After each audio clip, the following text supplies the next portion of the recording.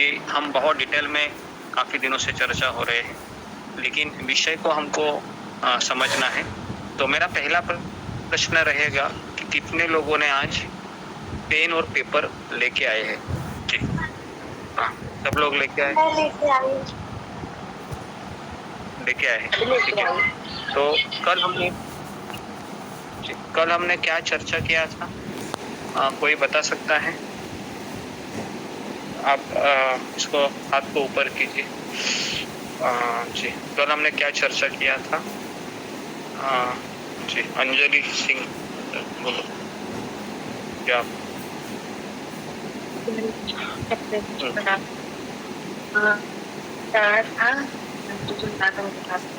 तो आपने बताया तरह के रस होते हैं भगवान के, जैसे शांति रस होते हैं, दासी रस होते हैं, वात्सल्य रस होते हैं, माधुर्य रस होते हैं और साख्य रस होते हैं। डिटेल्स बताना प्लीज।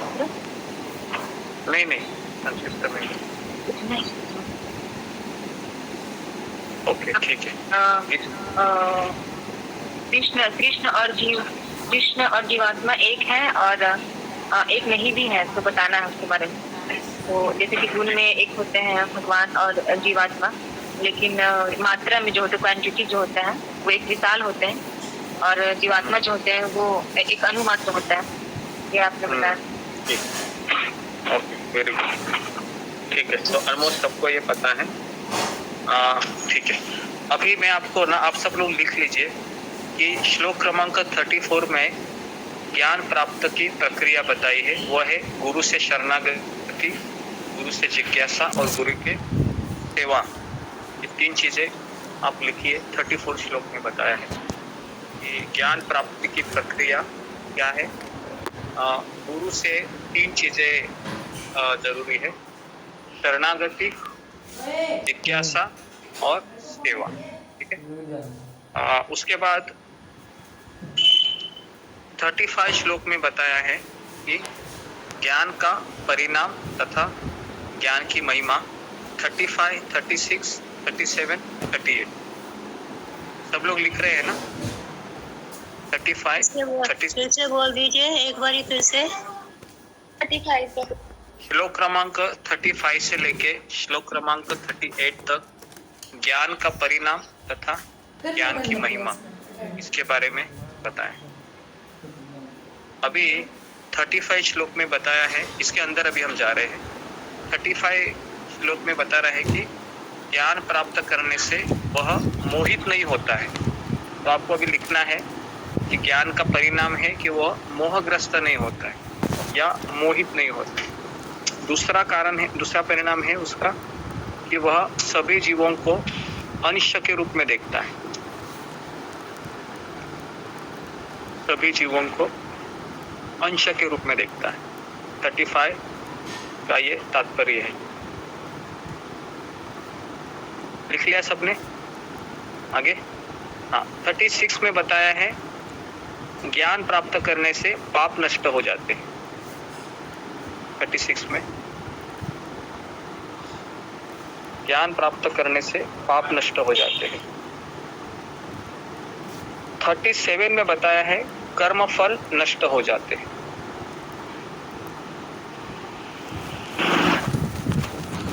कर्म फल नष्ट हो जाते हैं। और 38 में बताया है कि यह ज्ञान की महिमा कैसी है। यह ज्ञान पवित्र है और परिपक्व अभ्यास के द्वारा यथा समय अपने अंदर से स्वतः ही प्राप्त होता है। 38 श्लोक में इस ज्ञान की महिमा बताई है कि परिपक्व अभ्यास के द्वारा इसे यथा समय अपने अंदर से स्वतः प्राप्त होता है। लिख लिया सबने? 35 से लेकर 38, 35, 36, 37, 38। ओके, अभी मैं आपको 38 हो गया। अभी 39 और 42 तक ज्ञान प्राप्त में श्रद्धा की क्या भूमिका है। श्रद्धा की भूमिका क्या है वह आपको लिखना है। तो 39 में आप लिखिए कौन ज्ञान प्राप्त कर सकता है। 39 में लिखिए, कौन ज्ञान प्राप्त कर सकता है? तो लिखिए कि पहला है शास्त्र में श्रद्धा रखने वाला, दूसरा है निष्काम कर्मयोग की प्रक्रिया को समर्पित करने वाला, निष्काम कर्मयोग को समर्पित है वह व्यक्ति, और तीसरा है जिसकी इंद्रिय नियंत्रित है। ये तीन जिसके पास चीजें हैं वही व्यक्ति ज्ञान प्राप्त कर सकता है।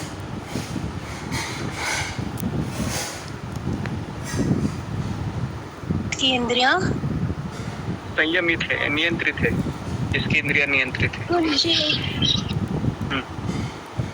किसी को कुछ डाउट है इसमें अभी तक, या किसी ने लिखा नहीं? सबने लिखा।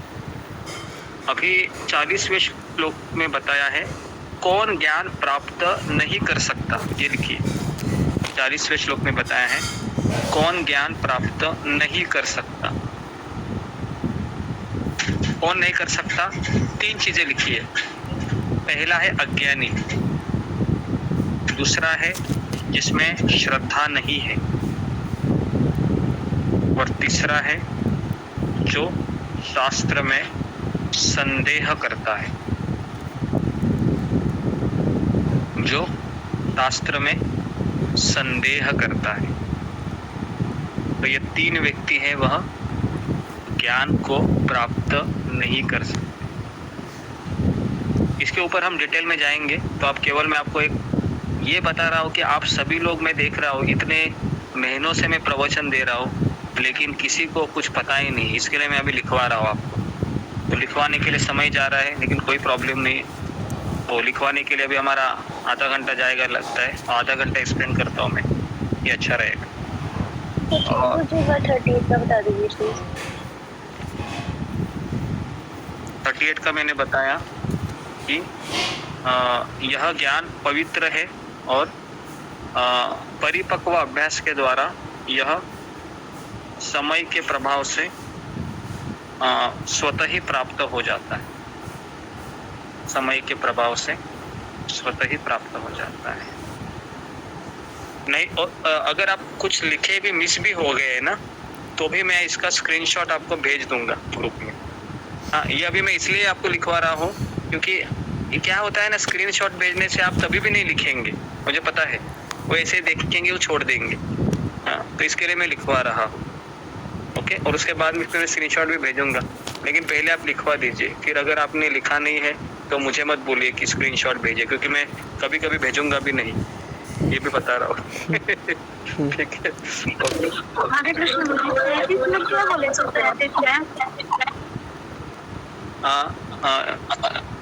ठीक है। अभी जितना रह गया है वो चेक साउंड को म्यूट कीजिए सारे। 40 हो गया। कौन ज्ञान प्राप्त नहीं कर सकता? अज्ञानी, श्रद्धा विहीन और जो शास्त्र में संदेह करता है। ये तीन लोग हैं, वह ज्ञान प्राप्त नहीं कर। इसके ऊपर जो इसके पहले एक प्रश्न बताए थे उसको बता दीजिए। कौन ज्ञान प्राप्त कर सकता है? 39।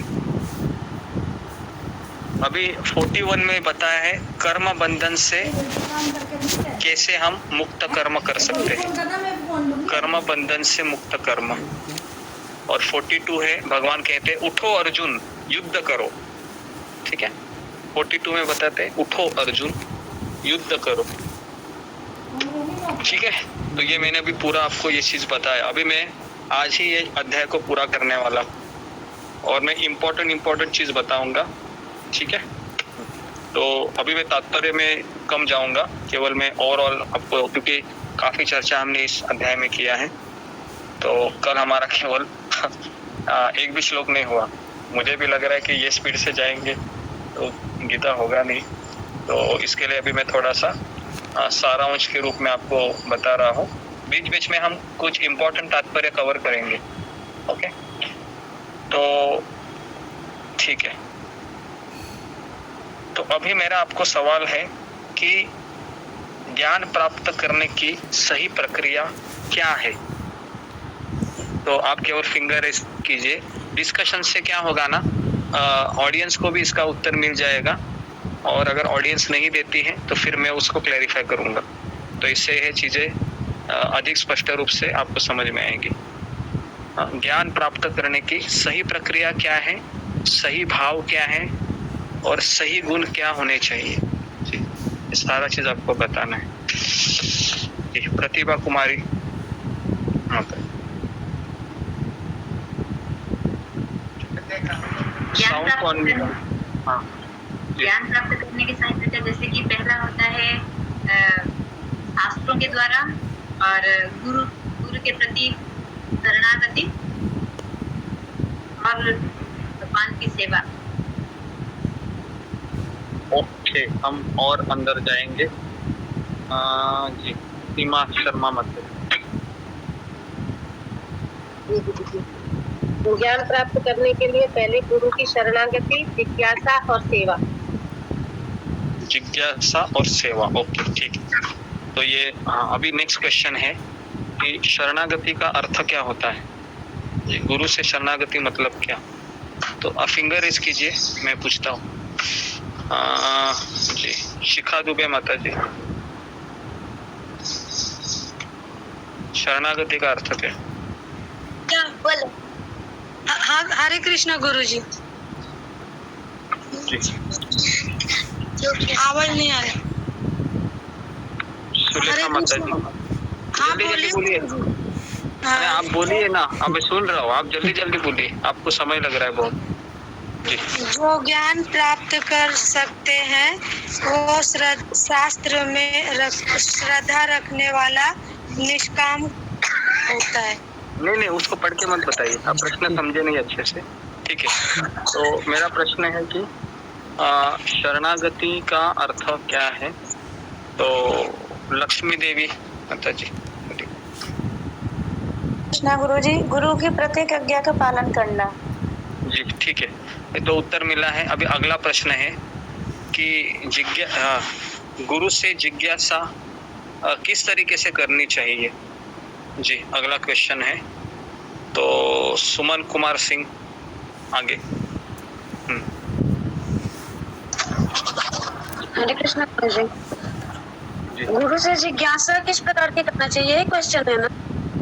हाँ जी, यही जिज्ञासा करनी चाहिए कि मतलब अच्छा ज्ञान प्राप्त हो उनसे, और हमको उनका शरणागति हो के उनसे यही जिज्ञासा करना चाहिए कि वो उनसे अच्छा ज्ञान प्राप्त हो जिससे हम भक्ति में आगे बढ़े। ठीक है, तो एक प्रश्न पूछना है जिज्ञासा के रूप में, वो प्रश्न मैं ढूंढ रहा हूँ, तो आगे बढ़ते अभी। मुझे अभी तक उत्तर नहीं मिला है। मोहित धीमान प्रभु,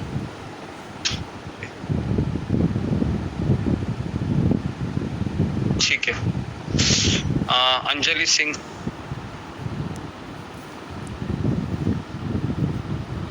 हमारे अंदर कितना भी क्वालिफिकेशन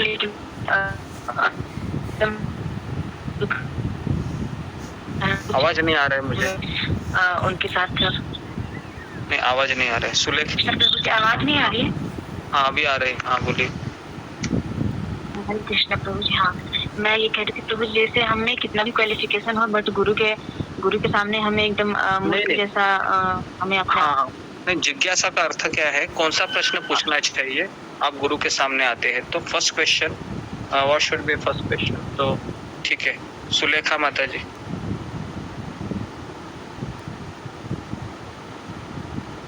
नहीं, ठीक है, आगे ममता पाल माता जी। गुरु जी, विनीत भाव से और विनम्रता रख के और श्रद्धा रख के पूछने का।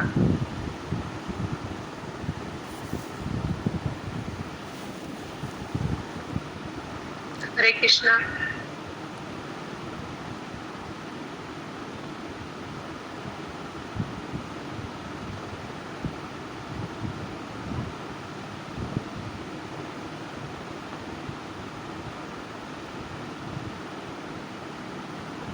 आवाज नहीं आ रहा ना किसी का।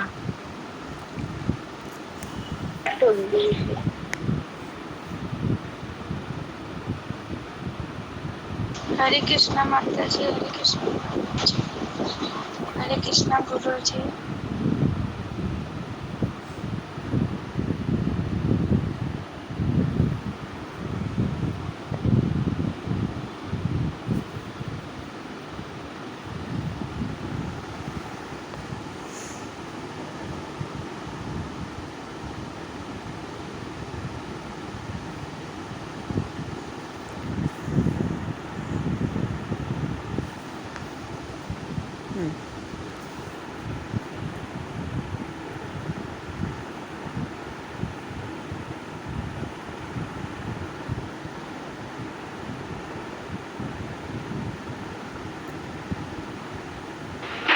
जी, हरे कृष्णा जी। तो मेरा प्रश्न ये था कि थोड़ा सा नेटवर्क पे इश्यू है, तो अगर मैं 2 मिनट में लॉग आउट हो सकता हूँ और उसके बाद वापस ज्वाइन करूँगा मैं, ओके? तो बता रहा हूँ मैं। तो जिज्ञासा में ये प्रश्न पूछना चाहिए कि हे गुरुदेव या हे गुरु महाराज या हे मैं ये जिज्ञासा करता हूँ कि मुझे बताइए कि मैं इस संसार में दुःख क्यों भुगत रहा हूँ? ये पहला प्रश्न।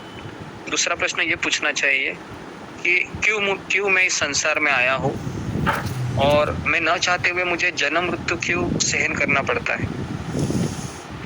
और कौन सा प्रश्न पूछना चाहिए कि क्यों मुझे ये 3 ताप कष्ट दे रहे हैं, आदि भौतिक, आध्यात्मिक और आदि दैविक? समझ में आ रहा है? ये जिज्ञासा होनी चाहिए, ठीक है? अगर आपको नहीं समझ में आ रहा तो आप लिख के लीजिए, क्योंकि ये वापस कोई आपको बताने वाला है नहीं।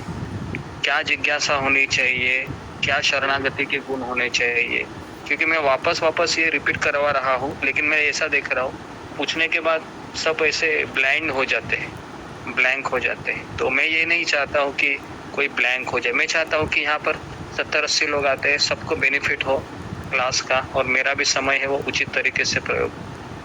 ओके, उसके बाद है अभी सेवा। आपने क्या बताया था? मैं संसार में क्यों आया हूँ और मुझे ये तीनों प्राप्त कर दे रहे, और मैं किसी संसार में जन्म मृत्यु के चक्र में अटक गया हूँ, मुझे बार जन्म और मृत्यु क्यों झेलना पड़ रहा है, ठीक है? इस तरीके से।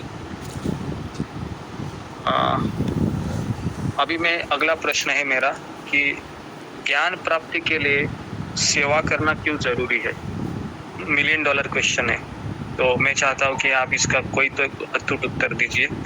ज्ञान प्राप्ति करने के लिए सेवा करना क्यों जरूरी है? चिकमू माता जी। हरे कृष्ण गुरु जी। सेवा करने से हमें अपना वो आता है, विनीत भाव आता है, तो हमें सेवा करना जरूरी है। हाँ, ठीक है। थोड़ा सा और मैं उत्तर चाह रहा था। प्रवीण कुमार। हरे कृष्ण गुरु जी। इसके लिए हमें मतलब विनीत भाव और अहंकार से मुक्त होने के लिए मतलब सेवा करनी चाहिए। जी, सब आप भाव पे जा रहे हैं, ठीक है। नीलम वर्मा। हरे कृष्णा प्रभु जी, धन्यवाद, प्रणाम प्रभु जी। हमें इसलिए करना चाहिए क्योंकि सेवा अगर हमें मिलेगी तो हमारे से अहंकार भी कम होएगा और गुरु के प्रति शरणागति भी होगी। एक चीज अभी है, अहंकार कम हो रहा है, इससे ही कनेक्शन है उसका। तो मैं इसका सटीक आंसर चाहता हूँ कि सेवा करने से क्या होता है और क्यों फिर हम ज्ञान को हम आसानी से अंदर घुसता है। तो अंजलि सिंह माता जी। जी माता जी प्रभु सॉरी। हाँ, अहंकार सेवा करने से हमारे अंदर अहंकार आवाज नहीं, वो अहंकार का हो गया वो कैलाश प्रभु। हरे कृष्णा प्रभु, दंडवत प्रणाम। ज्ञान प्राप्त करने के लिए हमें आवश्यक है कि सबसे पहले प्रभु के शरणागत हो, और जो आप सवाल अच्छे से सुनिए कि सेवा करने से ज्ञान प्राप्त करने का क्या कनेक्शन है, क्यों सेवा करनी चाहिए? ज्ञान प्राप्त करने के लिए जो आदेश गुरु दे, सेवा करने जो भी दे, नेगेटिव पॉजिटिव, अपन को तर्क नहीं करना, अपन को यश करना है, तो करना चाहिए मनोभाव से।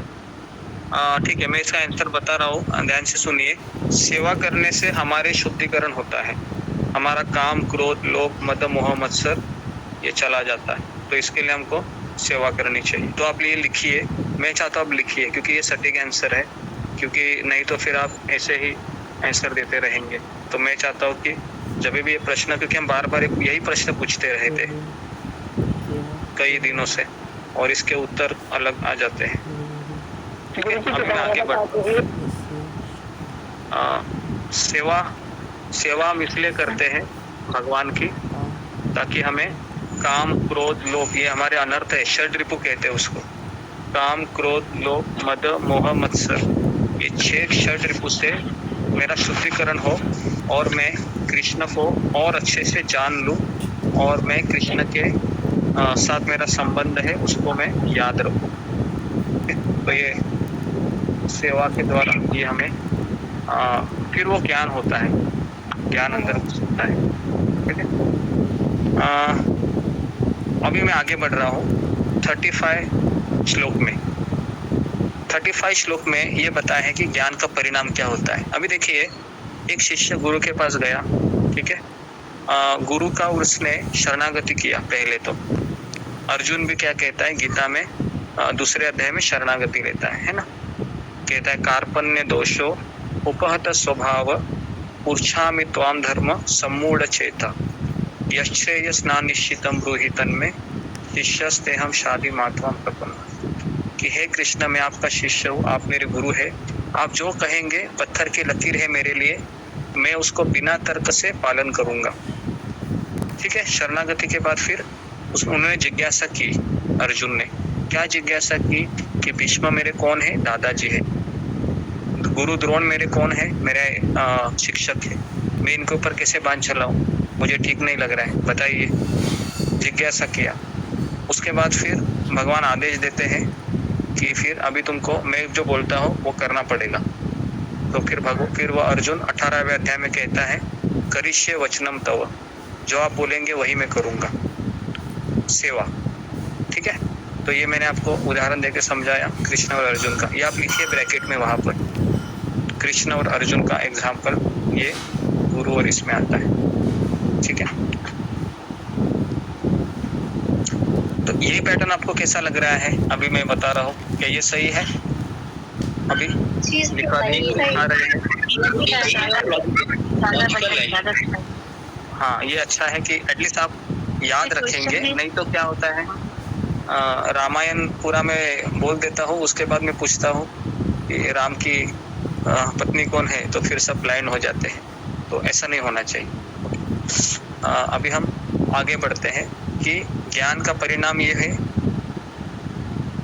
कि वह व्यक्ति मोहग्रस्त नहीं होता है। तो मेरा अभी प्रश्न है आपको कि मोहग्रस्त होने का तात्पर्य क्या है? एक लाइन में बताइए कि मोहग्रस्त होना इसका अर्थ क्या है जी। तो जी, शिखा मुखले माता जी। हरे कृष्णा प्रभु जी। जी प्रभु जी, वो इंद्रियों के बस में नहीं रहता, मोहग्रस्त नहीं होता है वो। मोहग्रस्त होने का तात्पर्य क्या, क्यों व्यक्ति मोहित होता है? इसका एक लाइन में आंसर है जो आप सबको पता है कि व्यक्ति मोहित क्यों होता है। तो मैं और अंदर जाता हूँ। रमा दुबे,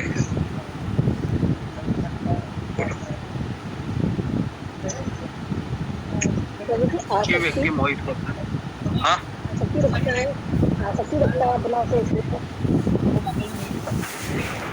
प्रभु जी हम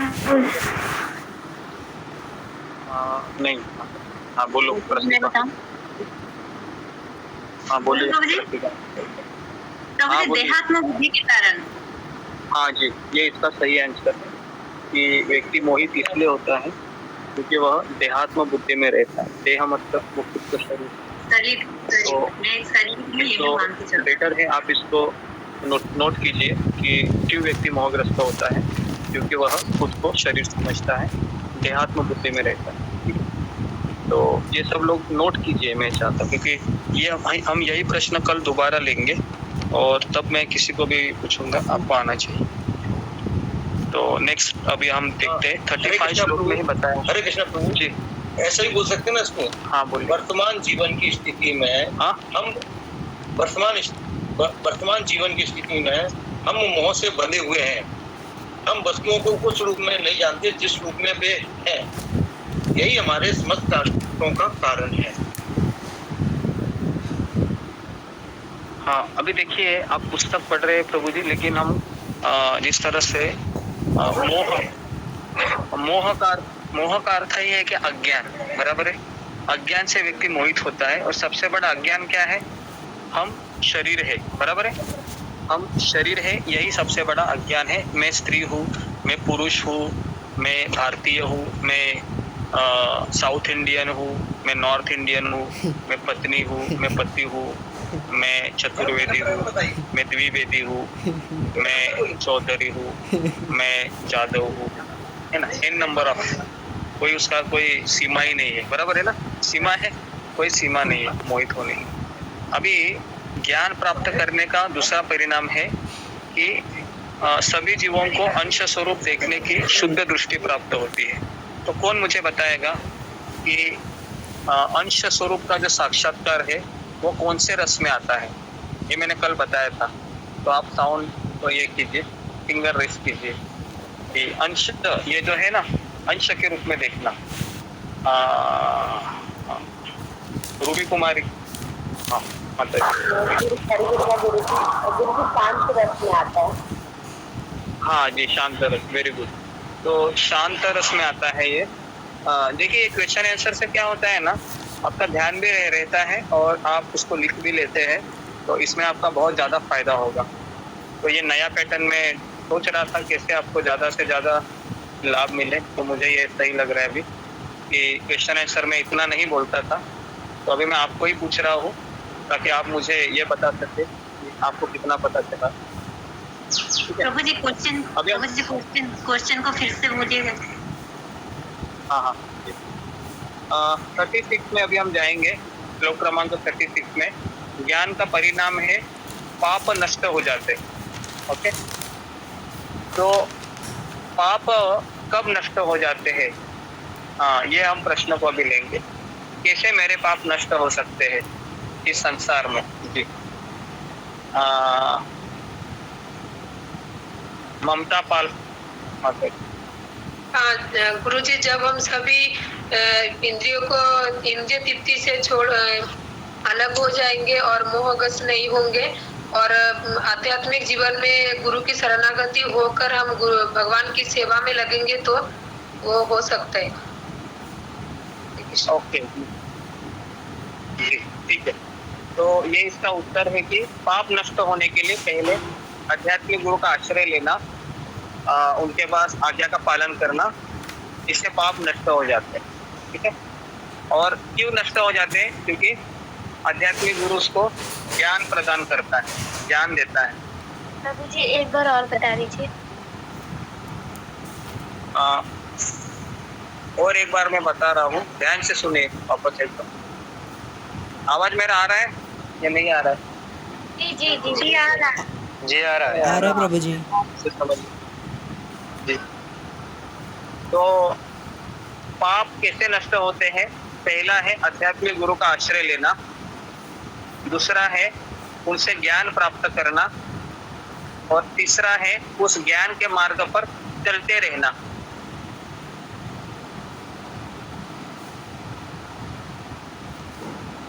पहला है आध्यात्मिक गुरु का शरण लेना, दूसरा है आध्यात्मिक गुरु का ज्ञान स्वीकार करना,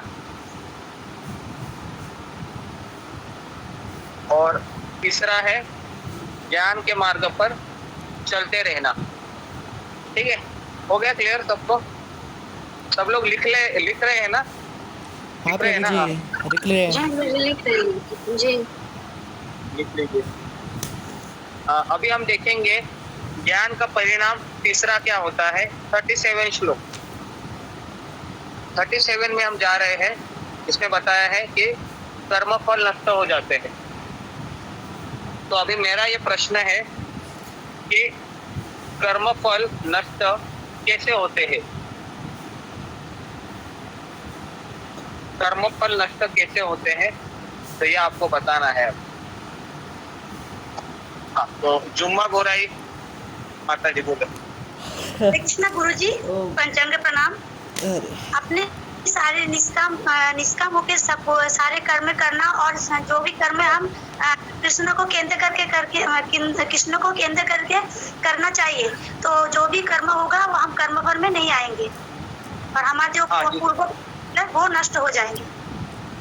ये सही उत्तर है कि निष्काम कर्म करने से या भगवान को केंद्र में रखकर सारे कर्म करने से कर्मफल नष्ट हो जाते हैं। तो आप इसका उत्तर लिखिए कृपया कर। कर्मफल कैसे नष्ट हो जाते हैं? निष्काम कर्म और भगवान की सेवा या भक्तिमय कर्म करके कर्मफल नष्ट होते हैं।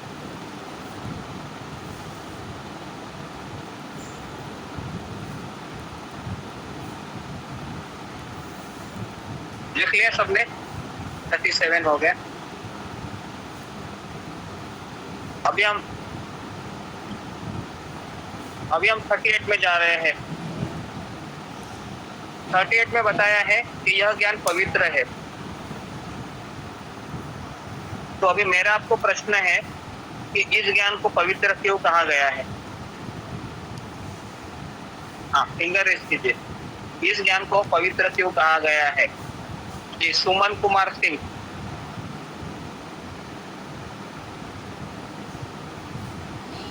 हाँ हरे कृष्ण गुरु। हाँ ठीक। जोर से बोलिए, आवाज नहीं आ रहा है मुझे। अच्छा माता जी म्यूट है आपका। मुझे आवाज नहीं आ रही है। ठीक है, आगे बढ़ते। मोहित कुमार।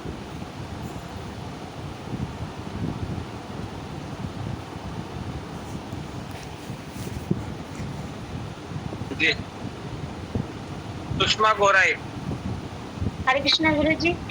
सामान्य गुरु और शास्त्र के बिना ज्ञान पवित्र होता है।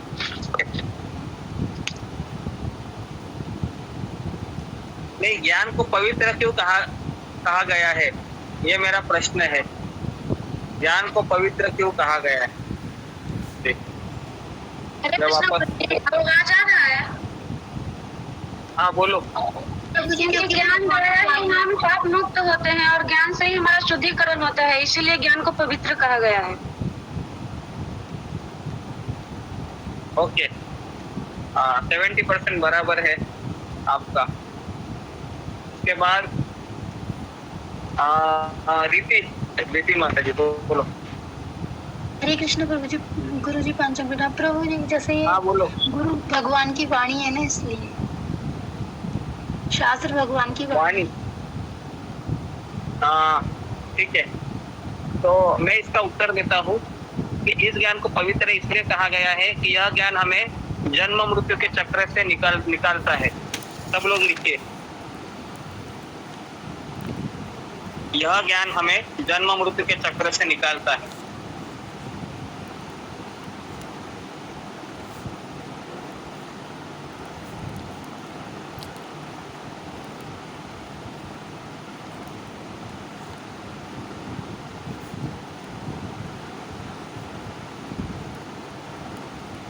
ओके, अभी हम आगे बढ़ते हैं। 39, 40, 41, 42 हमारे पास आधा घंटा है। आधे घंटे में ये चारों में पूरा कर देता हूँ। ये इम्पोर्टेंट सेक्शन है। अभी मेरा पहला प्रश्न है, कौन ज्ञान प्राप्त कर सकता है? जी बोलिए, कौन ज्ञान प्राप्त करने का अधिकारी है? कई लोग बोलते हैं ना, मैं गीता लेके आऊंगा, भागवत लेके आऊंगा, इस्कॉन मंदिर जाऊंगा, मुझे ज्ञान मिलेगा। ऐसा नहीं है। मैं बता रहा हूँ इसका उत्तर अभी यहाँ पर आ रहा है। जी, शीनू शर्मा। माता जी बोलो। गुरु जी, जिसकी इंद्रियां संयमित हो और जिसके शास्त्रों के भीतर श्रद्धा हो और जिसके भीतर मतलब जो व्यक्ति निष्काम कर्म करता हो, वो ज्ञान प्राप्त कर सकता है।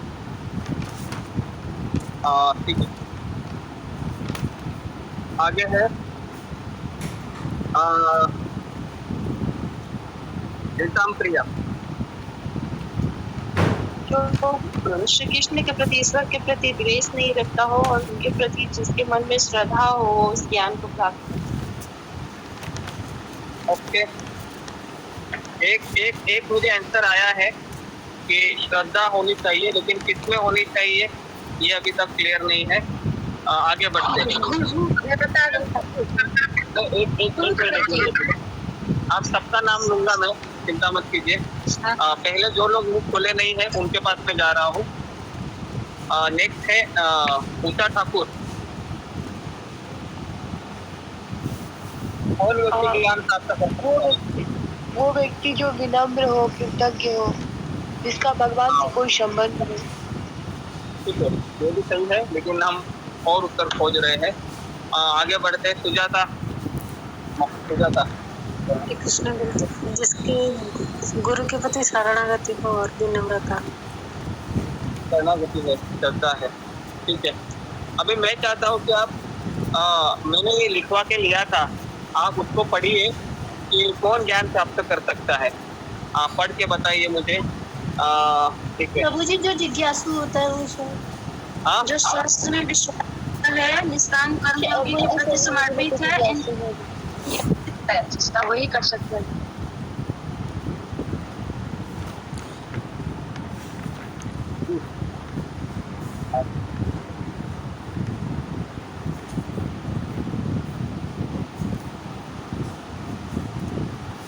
आवाज नहीं आ रही है।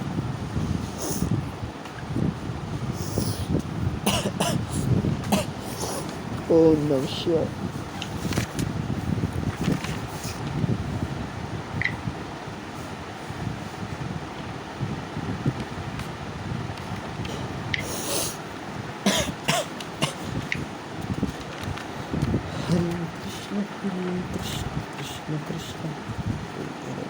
हरे कृष्ण कोई वक्त को जिसको भी क्लास में कोई प्रॉब्लम और लैब को भी दोबारा से ज्वाइन फिर आप मेरा ये प्रश्न है कि आप लिखिए कौन ज्ञान प्राप्त कर सकता है जिसके पास शास्त्र में श्रद्धा है। दूसरा है उसको भक्तों में श्रद्धा होनी चाहिए। और तीसरा है उसको गुरु में श्रद्धा होनी चाहिए। और चौथा है उसको गुरु ने दी हुई सेवा पे श्रद्धा होनी चाहिए। थोड़ा शुरू से बता देंगे। पहला है शास्त्र में श्रद्धा होनी चाहिए। दूसरा है सत्संग में श्रद्धा होनी चाहिए, वो कर रहा है सत्संग साधु का। तीसरा है अरे यार क्या कर रहा है। तीसरा है गुरु के ऊपर श्रद्धा होनी चाहिए। और चौथा है ये भक्ति के मार्ग पे श्रद्धा होनी चाहिए जो हम कर रहे हैं अभी। श्रवण कीर्तन स्मरण ये भक्ति में मार्ग है, पे श्रद्धा होनी चाहिए। ठीक है, ये ज्ञान प्राप्त करने का चौथा क्या है? चौथा भक्ति मार्ग पे श्रद्धा होनी चाहिए। भक्ति मार्ग। अभी मेरा अगला प्रश्न है कि किसी में श्रद्धा नहीं है, क्या वो व्यक्ति ज्ञान प्राप्त कर सकता है? चाहे आप उसके पास कितना भी क्या बोल रहे हो, सर पटक कर कहो भगवान है भगवान है भगवान है भगवान है भगवान है, क्या वो मानेगा? क्या नहीं मानेगा प्रभु जी। नहीं मानेगा। ढीठ है। तो इसलिए कभी कभी हम बहुत मेहनत करते हैं ना किसी को भक्ति में लाने की, बराबर है। तो हम कैसे उनको भक्ति में ला सकते हैं? तो उनको भगवान का प्रसाद खिलाइए, है ना। उनको भगवान की स्टोरी आप सुनाइए, धीरे धीरे वो श्रद्धा आ जाएगी। अभी आप लोग कौन है? यहाँ पर 90 लोग हैं। जितने भी लोग हैं आप लोग श्रद्धावान है। एक होता है धनवान होता है, जिसको कहते हैं धनवान किसे कहते हैं? धन है ना, उसको कहते हैं धनवान है। आप लोग श्रद्धावान है क्योंकि आप में श्रद्धा है, इसके लिए आप आए हैं, बराबर है ना। नहीं तो 3 से 4 बजे सब लोग खराटे मार के सो जाते हैं, बराबर है। तो आप लोग आए हैं क्योंकि आप लोग श्रद्धावान है। ओके, अभी दूसरा है कौन व्यक्ति ज्ञान प्राप्त कर सकता है? नीचे लिखिए अभी। हाँ, अच्छी तो बता रहा हूँ अभी।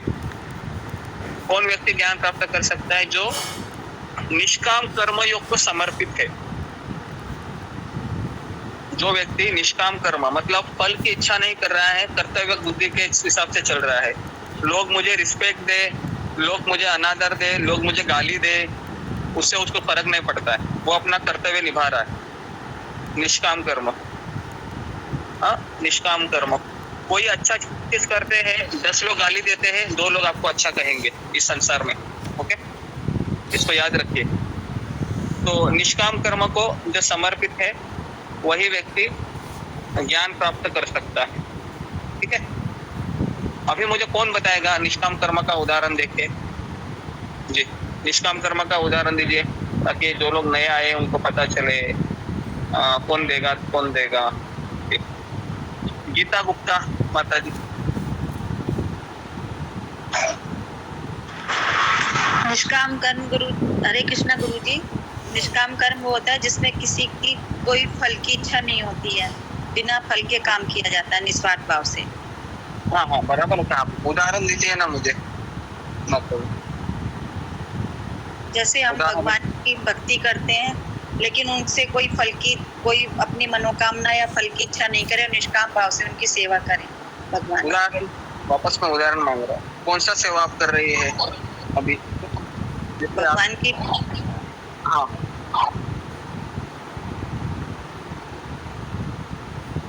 बराबर बोला आपने, मैं उदाहरण ढूंढ रहा था। ठीक है, उदाहरण है शाश्वती पंडा। जैसे हम हाँ। भक्तों की सेवा करें लेकिन बिल्कुल निष्काम भाव से करें, कोई फल की इच्छा न करें कि। ओके ठीक है, अच्छा बताया आपने।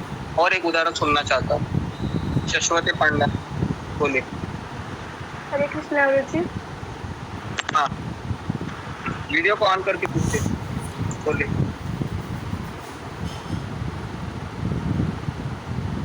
जो भी कर्म करते हैं उससे भगवान को समर्पित करके पहले उनको, अगर हम खाना बनाते हैं तो इसको भगवान को अर्पित करके उसको पहले भगवान को अर्पित करके खाना चाहिए।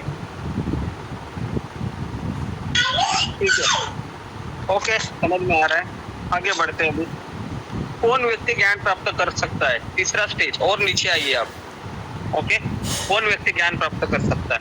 मान लो किसके पास ये सब नहीं है, श्रद्धा नहीं है, कुछ नहीं है, मान लो, फिर भी एक क्वालिफिकेशन है जो अभी तक किसी ने बताया नहीं। हाँ हाँ जी, तो मैं और एक बार, जो अपनी इंद्रियों को बस में। सीमा माता जी, आप थोड़ा सा कंट्रोल रखिए अपने ऊपर। ओके, तो ठीक है, अभी कॉपी क्या, जिस तरह से पेपर फूट जाता है ना 10वीं का 12वीं का, उस तरह से पेपर फूट गया है अभी। तो इसका उत्तर है कि इंद्रियों के ऊपर नियंत्रण है ना। मुझे बताइए, इंद्रियों पे नियंत्रण करना आसान है क्या? आसान है। कौन बताएगा? आसान है? आसान है। आसान नहीं है, कठिन है। अगर मैं अभी आपको बोलूं कि बारिश गिर रही है और गर्मा गर्म पकोड़े आपके सामने मैंने रख दिए अभी, है ना, तो आप क्या करोगे? मना करोगे या खाओगे? खाएंगे। खाएंगे? खाएंगे? खाएंगे? नहीं खाएंगे? ठीक है। ठीक है, तो उत्तर है इसका कि अगर फास्टिंग है ना, फास्टिंग है, मान लो कि एकादशी है, बहुत भूख लगा है आपको, शाम हो गई और अचानक आपके सामने है ना आपका पसंदीदा सब्जी जो नॉन एकादशी वाला है रख दिया, बराबर है, तो क्या होगा? कहीं ना कहीं मन में तो स्वाद आएगा ही आएगा, है ना। और हम अगर हमारे साथ अगर हमारा ज्ञान अधूरा है तो हम शायद कहेंगे कि चलो ले लेते हैं कि सहन नहीं हो रहा है। ओके, तो इंद्रियों पे नियंत्रण होना कठिन। ठीक है, तो ये हो गया 39 श्लोक। अभी आगे बढ़ते हैं, 40वां श्लोक। 40वां श्लोक है, कौन ज्ञान प्राप्त नहीं कर सकता? हाँ बताइए मुझे, कौन ज्ञान प्राप्त नहीं कर सकता? पहला, हाँ कौन है जी? ऋतम प्रिया बोलो।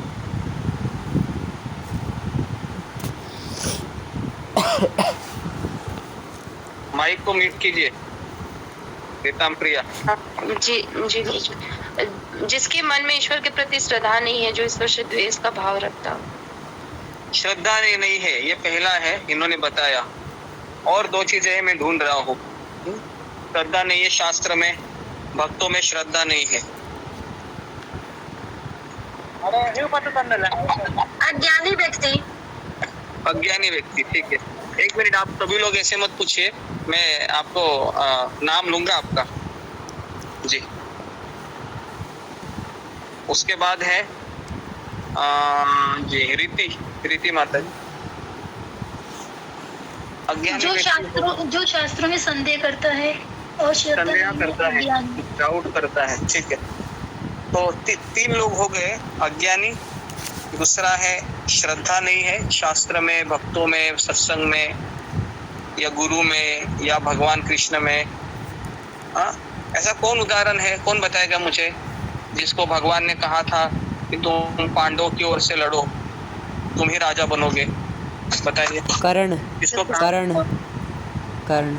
कर्ण को कहा था, वेरी गुड, कर्ण को कहा था, है ना, बराबर है। अभी अगला प्रश्न है मेरा कि शास्त्र में संदेह व्यक्ति क्यों करता है? जी, शास्त्र में संदेह क्यों करता है?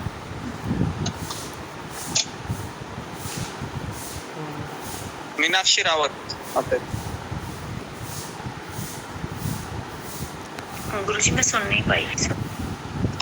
शास्त्र में व्यक्ति संदेह क्यों करता है? अज्ञान के कारण गुरुजी। अज्ञान के कारण, ओके, अज्ञान के कारण संदेह करता है, जी, ओके, ओम। ठीक है। तो अभी हम आगे बढ़ते हैं। तो अभी मेरा ये प्रश्न है कि जिस व्यक्ति के पास श्रद्धा नहीं है, क्या हमें उसको भगवान का ज्ञान बताना चाहिए, नहीं बताना चाहिए? नहीं बताना चाहिए। एक मिनट, हाँ ठीक है। तो अनिल शर्मा,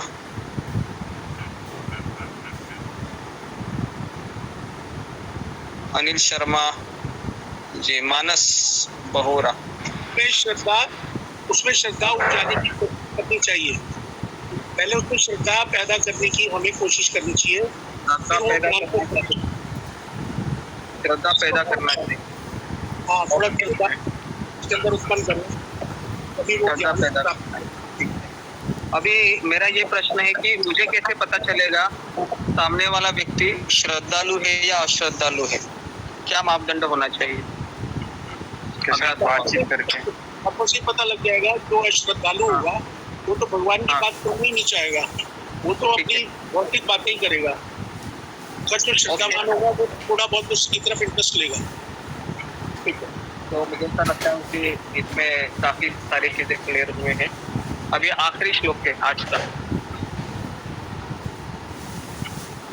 आखिरी श्लोक है कि कर्म बंधन से मुक्त कर्म। ठीक है, तो जो कर्म योग द्वारा सकाम कर्म का परित्याग करता है। ओके, तो अभी मेरा प्रश्न है कि सकाम कर्म का परित्याग कैसे कर सकते हैं?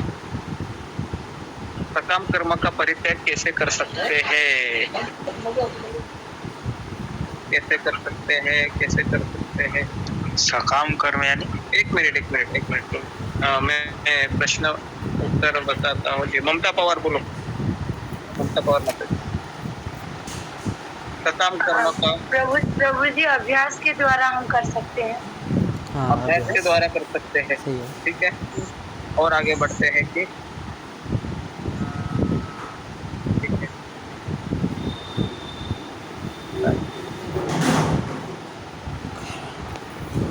ओके, तो सकाम कर्म का परित्याग हम निष्काम कर्म से कर सकते हैं, ये उसका उत्तर है। ओके, निष्काम कर्म।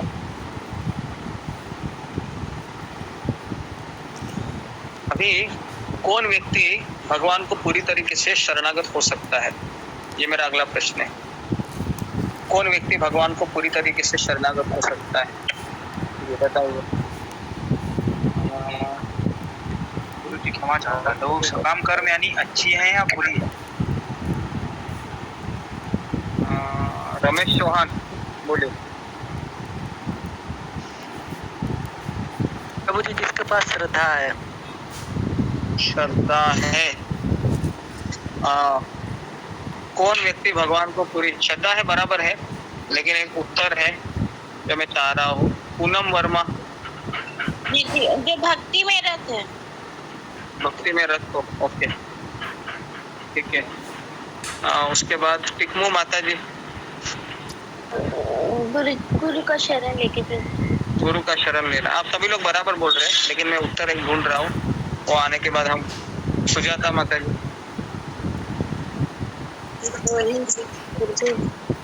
गुरु के शरण। गुरु का शरण, ठीक है। तो इसका उत्तर है हमारे जब सारे संशय नष्ट हो जाते हैं ना, अंदर के डाउट्स, तब व्यक्ति पूरा शरणागत होता है।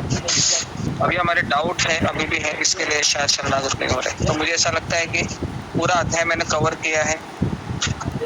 तो कैसा लगा आपको ये प्रश्न उत्तर सेशन? लिखा आपने सब? अच्छा था। ज्यादा समझ में बहुत अच्छा है। हाँ, तो इसमें आपका हाथ भी चल रहा है, दिमाग भी चल रहा है, बराबर है? हाथ, दिमाग और आंखें, सभी इंद्रिय भी चल रही है। तो गुरुजी ये स्कूल अच्छा है। में अभी बैठ लगने लगी। टीचर से एकाग्रता बढ़ती है। हाँ, एकाग्रता बढ़ती है, ठीक है। एकाग्रता बढ़ती तो है। ग्रुप में इंटरेस्ट ज्यादा बढ़ रहा है। हाँ हाँ हाँ, तो ये एक चीज है कि ऐसा कहीं नहीं होता, यहाँ तक कि स्कॉन में भी ऐसा सत्संग नहीं होता जैसा आपका।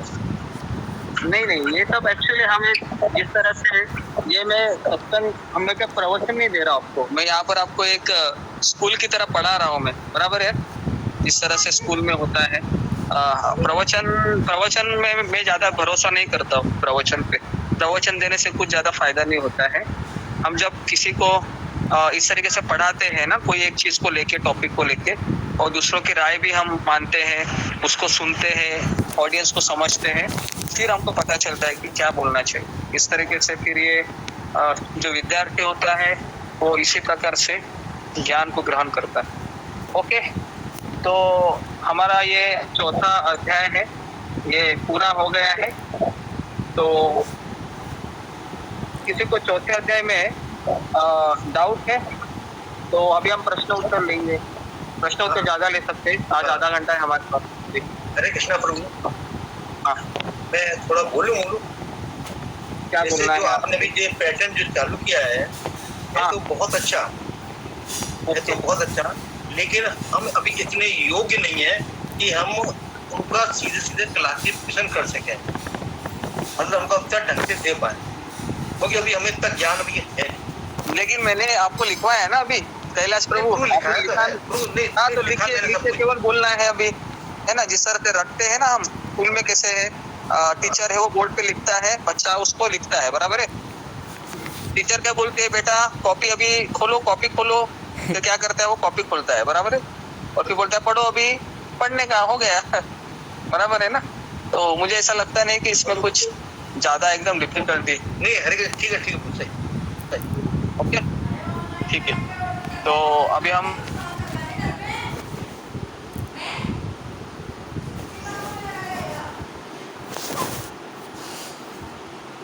बोल के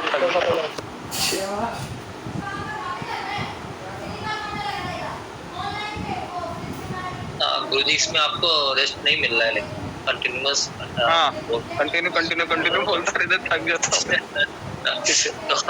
और अभी फिर से क्वेश्चन आंसर है गुरु हम लोग का है ना। तो देखिए एक सभी अभी क्वेश्चन आंसर हो रहा है, तो अगर जिन लोगों ने गलती से अपना हैंड रेज किया है तो अपना हैंड डाउन कर लीजिएगा, देख लीजिएगा कि आपका हैंड रेज है, और जो सत्र से रिलेटेड ही प्रश्न पूछे, कोई भी मतलब पर्सनल प्रश्न सत्र में ना पूछे। जो भी गुरुजी ने बताया है उससे रिलेटेड प्रश्न पूछिएगा तो सबको बेनिफिट मिलेगा उससे। हरे कृष्णा। मैं अभी नाम बोल रहा हूँ।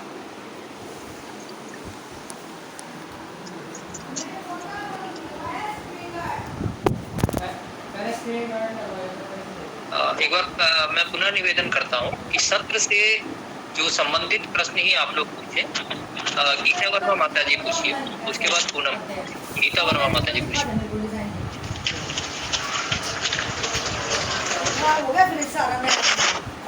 गीता माता जी पूछिए, आपने हैंड रेज किया है, प्रश्न पूछिए।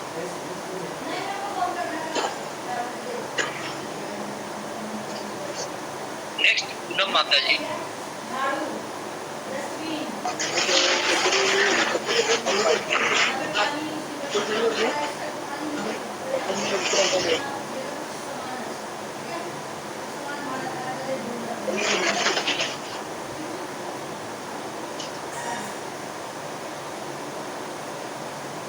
मानव प्रभु, मानस प्रभु। हरे कृष्णा गुरुजी। जो सत्र किसी को कहा जाता है, यानी सत्र यानी क्या है? हाँ, शास्त्र तो नहीं कहते ना, सत्र क्या है?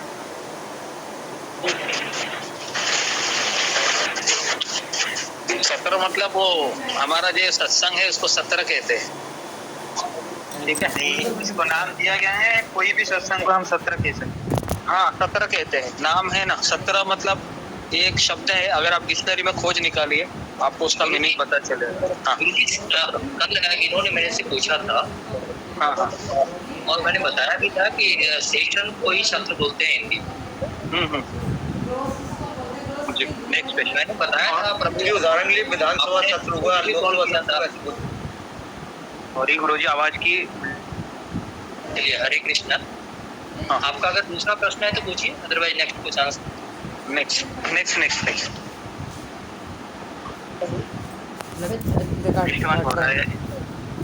मानस, आज आप कोई प्रश्न मत पूछिएगा, आपको मैंने 3 जवाब दिए।